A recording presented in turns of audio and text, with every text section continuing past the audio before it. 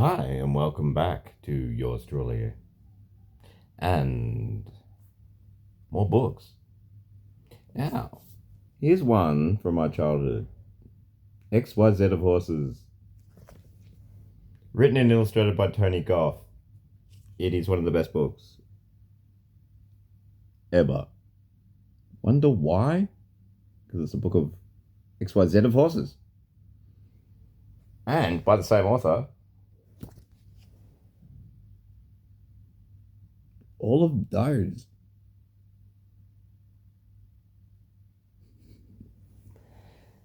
Anyway, XYZ of Horses, written and illustrated by Toni Goffe. Other Wonder Why books by Toni Goffe. XYZ of Sport, for all your Fred Savages. XYZ of Musical Instruments, for all your Mozarts. XYZ of Dogs, for all your Jet Lis. XYZ of Horses, for horsey people. A Wonder Why book, and then the ISBN number, 0552570532. First published in Great Britain, 1981. Printing history. Wonder Why edition, published 1981. Text and illustrations copyright 1981, Toni Goffe. Wonder Why books are published by Transworld Publishers Limited, Century House, 61 to 63 Uxbridge Road, Ealing, W5. Printed in Hong Kong by Wing King Tong Company Limited. A winking tong. Oh, that's heavy. If you know anything about the tongs. Millions of years ago, the horse was no larger than a dog. See? Little. They were little. Like Little Britain. They were little. And probably had sharp teeth. I don't know. That's just me.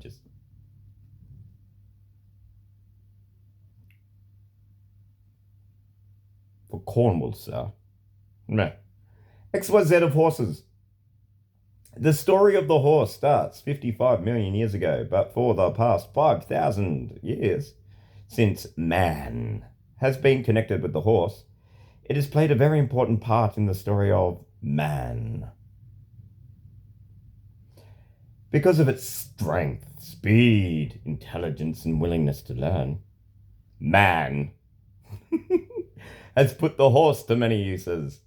Horses were used to move from place to place and from country to country. They were used for carrying goods, for sending messages and information, for sport and hunting, and most important, for waging war. Wars and empires were won or lost. New countries were explored, and ideas were spread, all because of the horse. So blame a horse. But they're cool, so you won't. Check at that, dude. The horse is into it. The first horses. About 55 million years ago, small fox-like creatures called... Fox-like! I said sharp teeth. Aha! Called Eohippus or dawn horse. Dawn horse. That's rad. Roamed the woodlands of North America and Europe. These timid creatures lived on young plants and shrubs. Oh, so they were veggies. And kept out of the way of the larger meat-eating animals. But they were fox-like. Think of it. It's weird. The horses were fox-like. That's kind of weird. They had no weapons of defense like claws or fangs, and all Eohippus could do when faced with danger was run away. Originally, Eohippus had 4 toes on its front feet and 3 toes on its back feet. Ah! Wow. It's like, get away from those trees, and they did, and now they're horses. It is easier to run on tiptoe than on flat feet, and over millions of years, the feet of early horse changed, and the horse grew in size. This is reminding me of a thing from Sesame Street. There's a Sesame Street skit. There's a creature that has long arms and one that has short legs or long legs, and short arms. Anyway, originally Eohippus had 4 toes on its front feet and 3 toes on its back feet. Yes.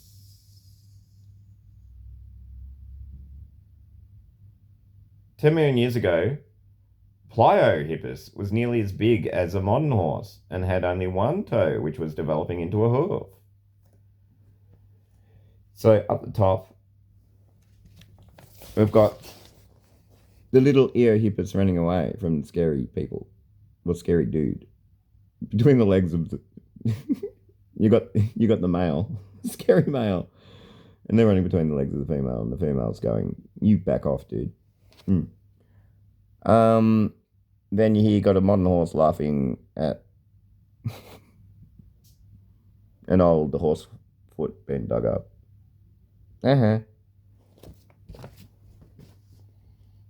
Eohippus and the modern horse looked very different, but we know that Eohippus was the direct ancestor of today's horse because of the bones that have been found. The bone structure of Eohippus and modern horse have many similarities, especially in the jaw. At the end of the Ice Age, about 10,000 years ago, horses gradually developed into 2 basic types. The southern horse became smooth-coated and fine-boned, and a very fast runner, like the Arab horse today. The northern horse became the opposite, heavy with a thick skin, slow-moving, and very strong. Man and the horse. Up until about 5,000 years ago, early man hunted horses for food. Most of the meat he ate was horse meat. The oldest known cave paintings of horses are at Les Combar... I'm trying to lapse into French. Les Combarades in France. They were painted by cavemen 10,000 years ago and show many different breeds of horses that existed at that time.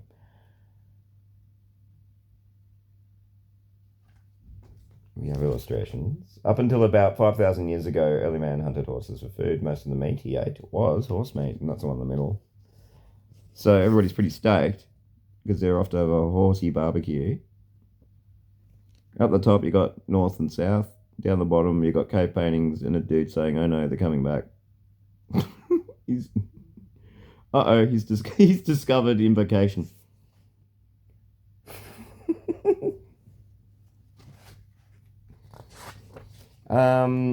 Nobody knows exactly when or how horses were first domesticated by man, but clay tablets dating from 3000 to 2000 BC, belonging to a tribe from the Black Sea area, show horses being kept by the tribe.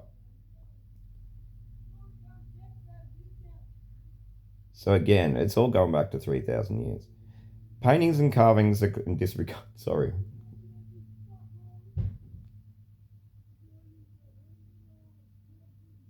Anywho, paintings and carvings are clues that show how man used the horse in early times. This frieze dates from 2500 BC from like Rip Torn. Go watch your Beastmaster. Put a spin on it. It shows war chariots drawn by onagers. Sorry.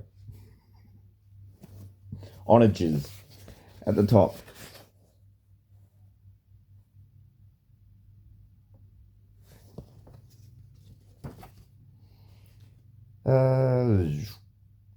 As well as using them for carrying and pulling, these early horse keepers found they could ride their horses.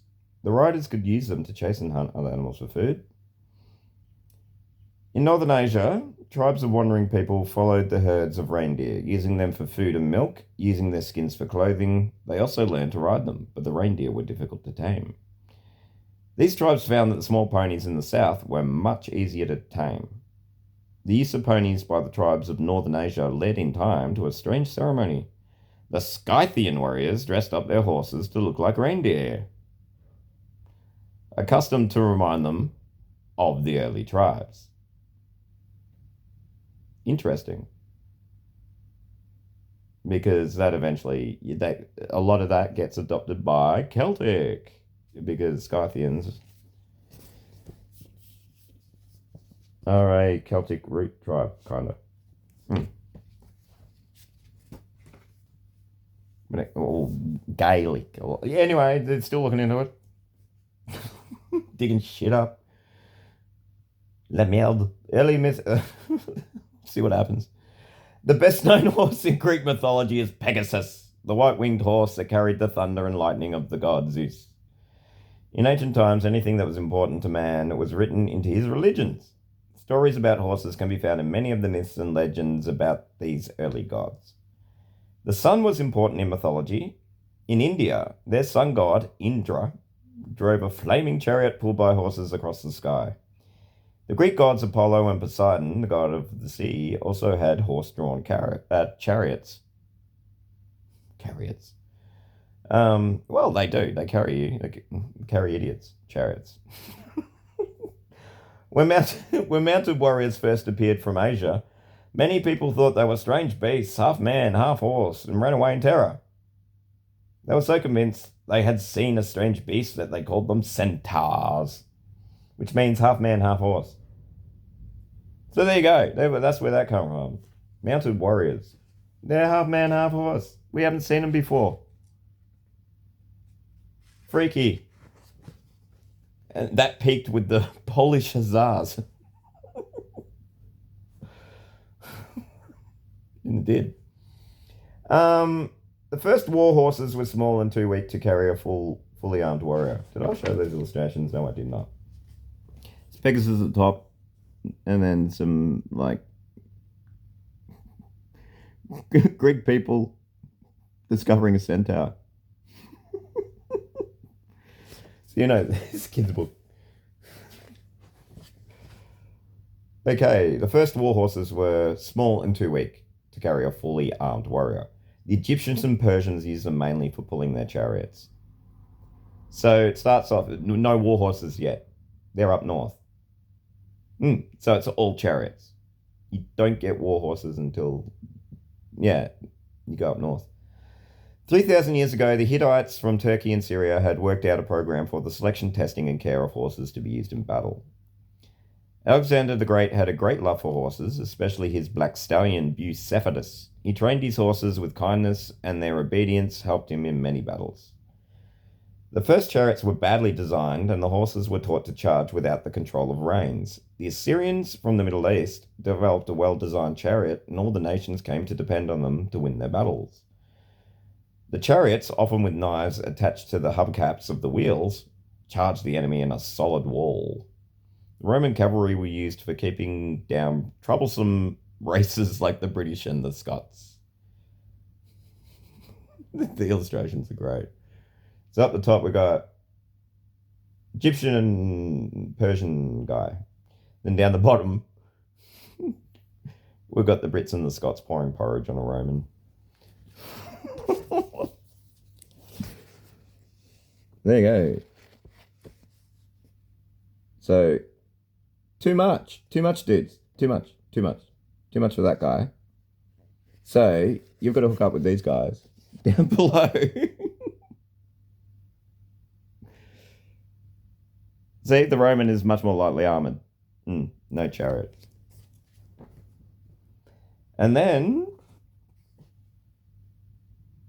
since man first learned to ride horses, he has used them in wars. The Greeks had powerful horses and wore light armor, so they could ride their horses for scouting and surprise attacks.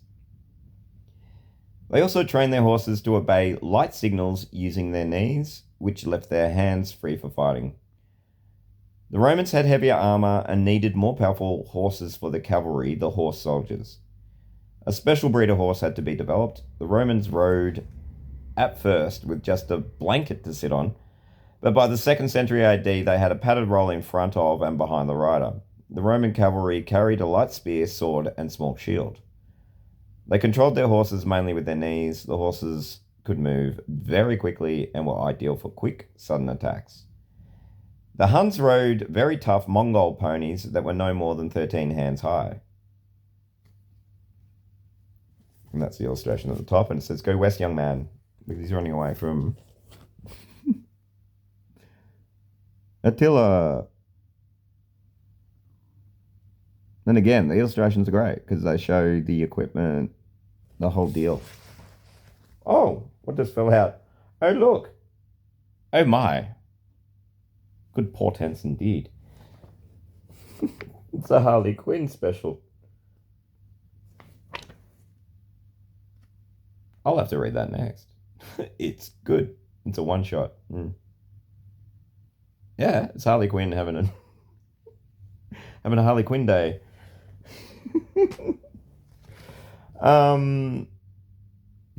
Yes, the Huns. During the 5th century, the Huns, Harley will be into this, led by the brilliant but cruel Attila Khan. Oh, so will Lords of Acid. Launched a ferocious attack on the Roman Empire, destroying, burning, and looting everything before them that drove their way through Central and Western Europe. They know what that's like. Metaphorically speaking. They were excellent fighters, but the main reason for their success was their expertise in fighting from horseback. The invention that enabled them to do this was that of the wooden saddle and stirrups. Because of this invention, the Huns could carry more weapons than any other horsemen in Europe, and with their early training, they could fire arrows in any direction with great speed and accuracy. The Huns not only fought, but ate, drank, and even slept in the saddle. They also ate the flesh and drank the milk of the horses they took with them. Horse meat was softened by placing it under the saddle and riding on it for hours, so producing ready-to-cook tenderized steaks. So we have a Hun dining on horseback. Because you could do that. I don't know if the horse would hold a pan in its mouth, but the Huns not only fought, but ate, drank, and even slept in the saddle. They also ate yeah, I've already read that. Knights in armor. At first, the knights wore light chainmail and rode Arab-type horses. The knights charged the foot soldiers and mowed them down. This was how William the Conqueror finally won the Battle of Hastings in 1066. The Europeans learned from the Huns. The mounted knights of the Middle Ages now used wooden saddles and stirrups. As the knight's life depended on the training and agility of his horse, the art of horsemanship and training developed. The horses were trained to kick, leap in the air, rear, turn quickly, and sit on their hind legs. Then a new threat arose, this time from the Tartars. They rampaged into Europe on their little Mongolian horses. Tough and fast, they soon outmaneuvered the knights. But the end of the knights was not to come from rival horsemen. And there's a knight getting shellacked because he can't move. And then up there's knights shellacking foot soldiers.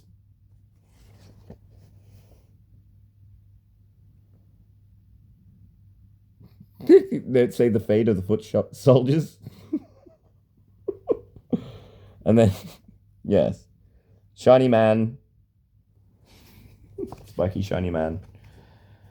And then, to protect himself, both the knight and his horse had to wear such heavy armor they could hardly move. They even had to mount their horses by crane. In the end, they became like forts, but they could only move slowly. The ability to move at speed was lost. So, Don Quixote there's not happy.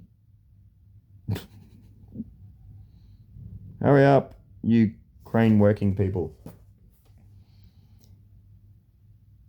For many years, the mounted knight on the battlefield reigned supreme, but eventually a counter weapon was developed to fight against the mounted knight and the charge. In 1346, at the Battle of Crecy, the French knights were easily defeated by the rain of arrows from the Welsh bowmen.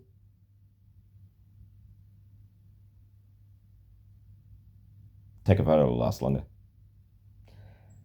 To protect himself against this new knighting group of skilled, disciplined bowmen, the knight had to wear heavier armor and protect their horses with armor plating too. To carry this extra weight, the horses had to be bigger and heavier, and they were slower too. You can see what's happening here. It's called bloat. During this time, the rich barons held tournaments for their pleasure. These were organized fights between knights in armor. These tournaments also helped keep the knights in training when they were not fighting. Many knights were badly hurt or killed in these tournaments. Two knights would charge each other and try to knock his opponent off his horse with a long lance. Henriksen. Once one knight had fallen off, the fight could continue on the ground. That's ground and pound. But there he is again. Don Quixote's not happy. He's been caught with a lance. Yeah. Maybe that's foreshadowing. I don't know, because they're kind of, I don't know. He hasn't had a good day, that guy. And two famous horses of the early 1800s were Napoleon's grey Arab stallion, Marengo, and Wellington's chestnut stallion, Copenhagen. This one goes right across both pages now. It even goes into America, almost as if those time periods were when you go Napoleonic too, but that's at the top. You see Napoleon on his equine transport with these dudes.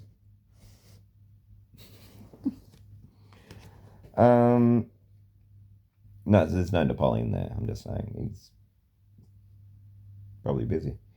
The cavalry. During the 16th century, foot soldiers dominated the battlefields. It was another 100 years before the horse came to be important again with the cavalry. Cavalry soldiers wore less armor. Did I? No. I'm all over the shop. It's because it's getting like that now. Oh, there's so much information. It was another 100 years before the horse came to be important again with the cavalry. Cavalry soldiers wore less armor, and a lighter, faster breeder horse could be used. Many memorable battles were fought. One of the most famous was the charge of the Light Brigade. The Light Brigade, led by Lord Cardigan, charged the Russian guns in the Valley of Death. There's a lot of machine guns there, I think. Only 190 survivors out of 700 struggled back. With the invention of bigger and better guns, the days of the horse as a fighting force were numbered, and they gradually disappeared from European battlefields, largely due to machine guns. The last big cavalry charge occurred in the Second World War near Moscow, where in 10 minutes, 2,000 Russian mounted soldiers were killed by German guns. There you go. This was really the end of the horse as a war machine.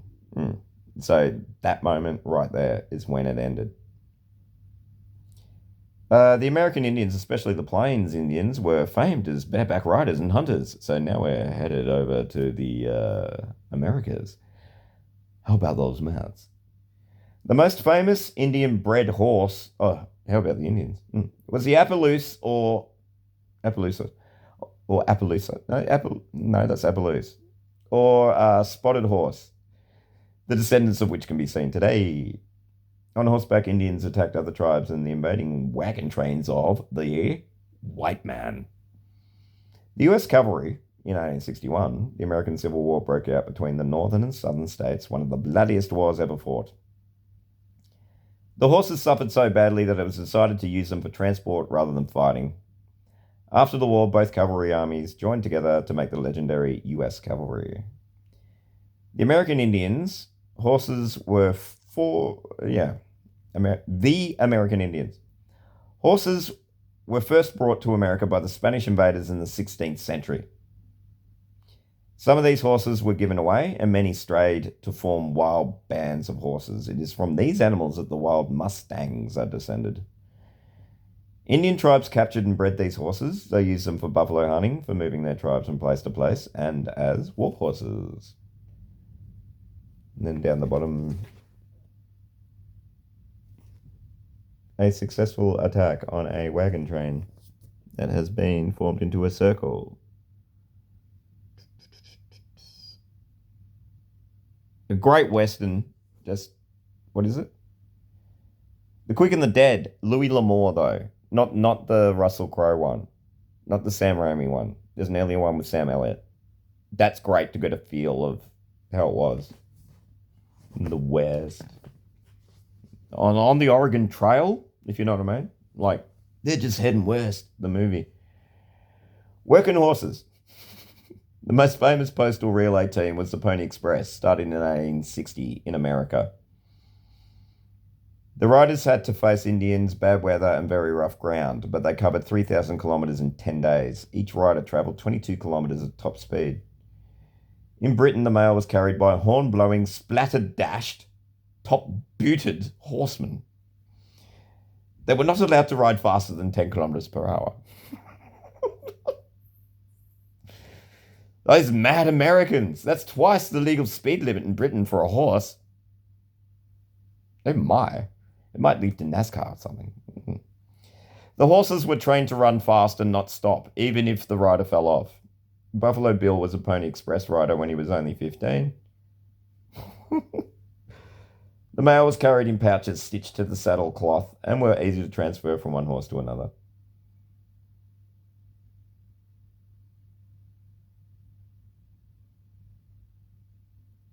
Working horses, the mail. Horses were always terribly important during times of war when they were used to carry messages back and forth between the armies and their rulers. Official messengers were also used by the kings and rulers to take their orders around the country and to bring back information. But for most people, if they wanted to send an important message to a friend, they had to hire a private messenger and his horse, which was very expensive. Then, in the 17th century in Europe, the first postal systems were set up. Relays of horsemen rode from point to point, passing the letters on to the next messenger, and so on down the line until the letters reached their destination. There's someone with a love letter being attacked by Indians, Native Americans, to the coach. In England, there were inns for the coaches to stop at every 24 kilometres, where the teams of horses would be changed. Coach horses were fast and strong, but the work was very hard. Coach horses would only be used for about 3 years before they were retired. The departure of the dashing mail coach in London with its beautiful horses was one of the famous sights. Coaches became so popular in the 18th century that governments were worried that the art of horsemanship would die out. In America, South Africa, and Australia, covered wagons enabled settlers to travel enormous distances and form new settlements. Horses have provided transport in every part of the world. During the 16th century in Hungary, a new wagon called a coach was designed by Wainwright's wagon builders. It had small wheels on the front axle with large ones on the back axle. They were faster and easier to handle than a wagon. The first private coaches were expensive and very uncomfortable to travel in. Although the interiors were beautiful, the coaches rested on solid beams and jerked and bounced over the unmade roads. They were drawn by 4 big horses. Stagecoaches were used in the 17th century, but it was not until the invention of springs at the beginning of the 18th century that coaches started to be widely used. 3 draft horses. Horses like the Shire, which is descended from the 15th century medieval war horse, the Percheron, Clydesdale, Suffolk Punch, and Swedish Ardennes, were too heavy for coach pulling, but ideal for pulling ploughs, heavy farm wagons, and barges along the canal. As road building improved, these heavy draft horses, as they were called, were used on the roads to draw heavy loads like timber and coal. The heaviest load ever pulled by 2 horses was one of timber. In 1893 in Michigan, USA, 2 draft horses pulled 53.8 tons of logs on a sledge across the snow in Nestor Estate. The record book didn't say how they stopped it. That's physics. Anyway, I didn't share these pictures. But there's the coach at the top because it's maneuverable. And then down the bottom because the horses were big. Yeah, they only worked for 3 years, which is pretty cushy for a horse. We did draft horses.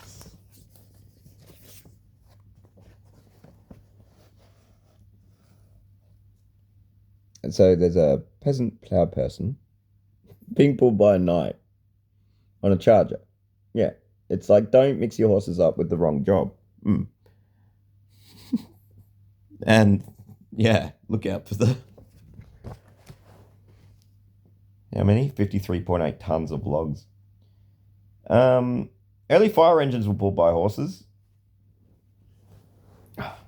These fire engines were steam operated, and the stoker had to get up steam at full gallop. In cities all over the world, police horses still help to control pedestrians and traffic. All police horses are very well trained, as they are often in crowds or heavy traffic. Although most heavy work is now done by lorries, this is so British, some firms in cities use horses because they attract attention to deliver their goods. And with the increase in petrol prices, many farmers are using horses again on their farms. They are cheaper to run, more reliable, easier to maneuver, and much better company than a tractor. There you go. In Oslo, police horses are escorted into retirement by singing school children. See, that's rad, because this is like the horse tradition that's been around since forever. The New York City police force has 200 horses. These have gained great respect for their patience and discipline. Breweries gain prestige from their heavy horse teams. Over a 15-kilometre range, it is also cheaper using horsepower to deliver the beer. So they actually use the horses. They're not just for show. One brewery in London keeps 28 shires. Each year, 6 of them are loaned to draw the 4-ton Lord Mayor's coach at his investiture. So we've got fireys at the top and then brewers at the bottom. Oh, the horses. Oh no, the horses are drinking it all. And what's on fire? Someone's on. Why? Oh no, this is. Yeah. They're panicking. That's all.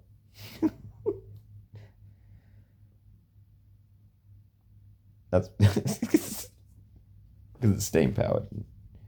Anyway, some unusual jobs horses still do today. This method of threshing corn has been used for many generations. Some modern Greek farmers still use an ancient method of threshing corn today. A rope is attached to a pole placed in the middle of a pile of cut corn. The other end of the rope is attached to the horse. As the horse goes round the pole, the rope shortens and the horse is pulled nearer the pole, so all the corn is trampled.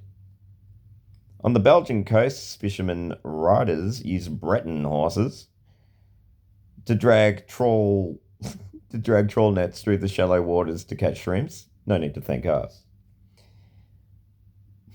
Belgae. Tough little Shetland, Welsh and fell ponies were used in the coal mines of England and Wales to pull tubs of coal along the dark and narrow passages. In 1900, there were 70,000 pit ponies working. Now there are only about 100 working in the mines. The pit ponies worked and lived underground, but often came to the surface for a holiday.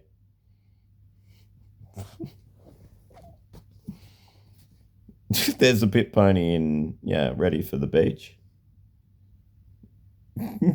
There's a Belgian on the beach getting chased by a shark. And at the top, is it the Greek? The poor Greek dude. Yeah, he shouldn't have stood so close to the pole.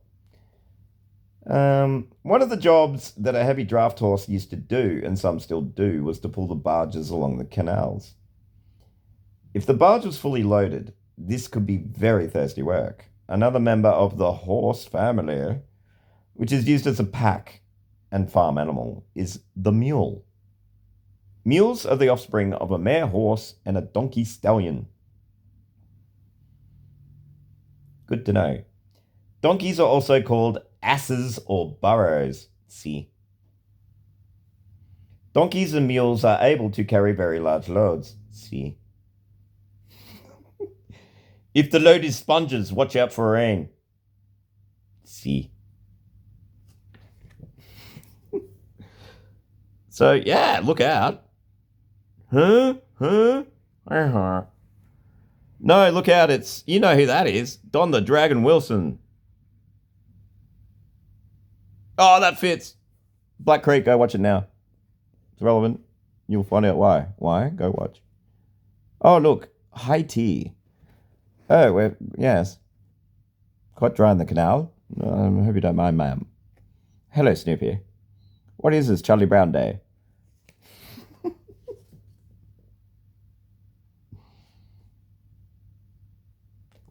Number 5, that leads us on.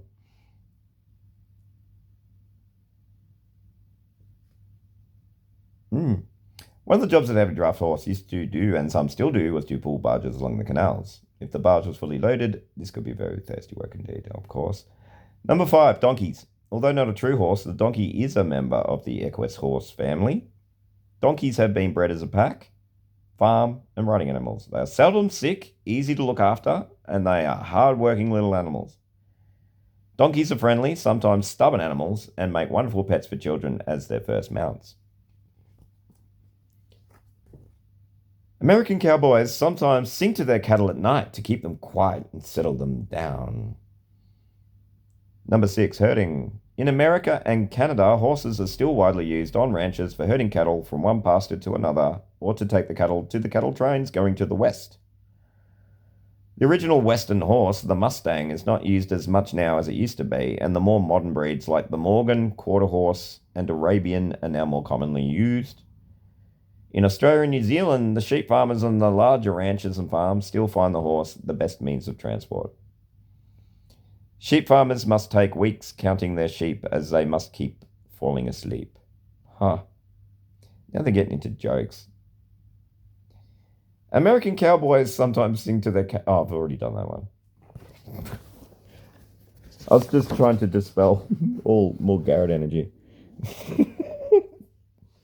She'll murder me for stealing her bit. So, yeah, they're singing, but they're running away. So he mustn't be very good at singing. But he's sleeping because he's counting sheep. The irony. Bareback bronco riding. Oh, I keep slipping down, sorry.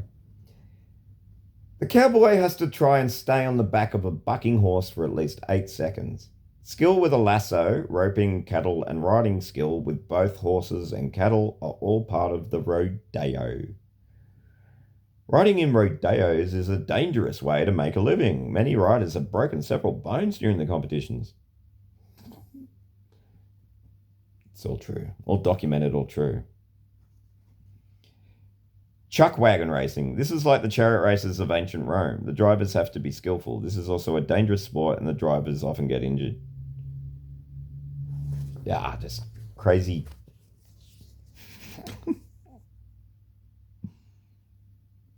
So you got to stay on 8 seconds, one dude, and then they've got these chuck wagon races, which is just loading up a wagon, going for it.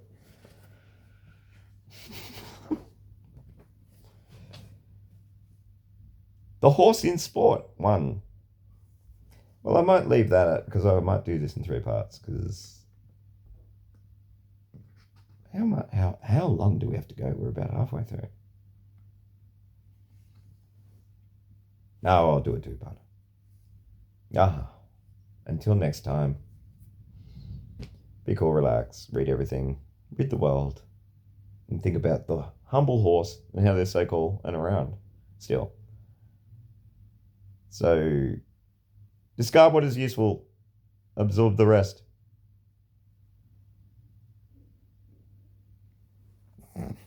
Including horses.